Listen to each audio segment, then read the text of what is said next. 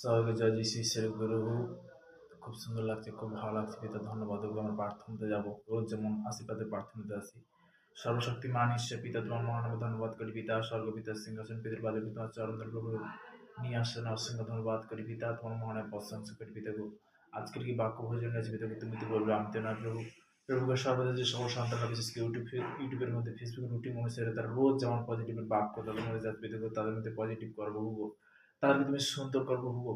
গোপাত্রের সন্তানকে দেবো, মহা আশীর্বাদ করবে দেবো।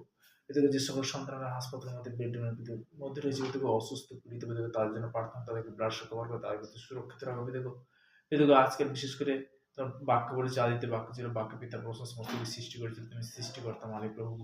প্রভু তুমি আর বাক্য বলেছিল জিসায়া 45 অধ্যায় তার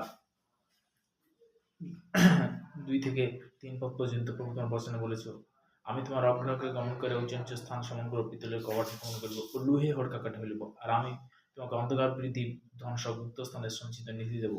যে তোমার বাক্য অনুসারে তোমার কাছে চাহাত করছি দেখো, দেখো সর্বদা আমি দেখো আজকে যে সর্বদা তুমি অঙ্গীকার্য করেছি দেখো, তোমার মহানামে ধন্যবাদ করি। দেখো প্রত্যেকটা সন্তানের মধ্যে সেভাবে যারা নতুন বিশ্বাসীকে পুরনো বিশ্বাসী দেখো তাদের জীবনেও তুমি পজিটিভ পরিণত করবে।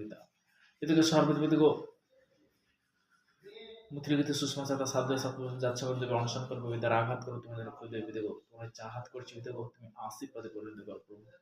এবং অনেক সন্তান যে ভারাক্রান্তে, যে দুঃখ কষ্টে অনাহারে বেসাহারা রেল স্টেশনে যে পড়েছে, তাদের জন্য প্রার্থনা করছি দেখো, তাদেরকে তুমি আমাদের কার্যকর থেকে আলোর জন্য দেখাবে দেখো, তাদের সঠিক রাস্তা দেখো প্রভু, তুমি কন্ট্রোল করো প্রভু। আজকের দিনটা দেখার জন্য তোমাকে মহানায় প্রশংসা করি দেখো, কারণ তুমি প্রশংসা পাওয়ার যোগ্য, তুমি ধন্যবাদ পাওয়ার যোগ্য।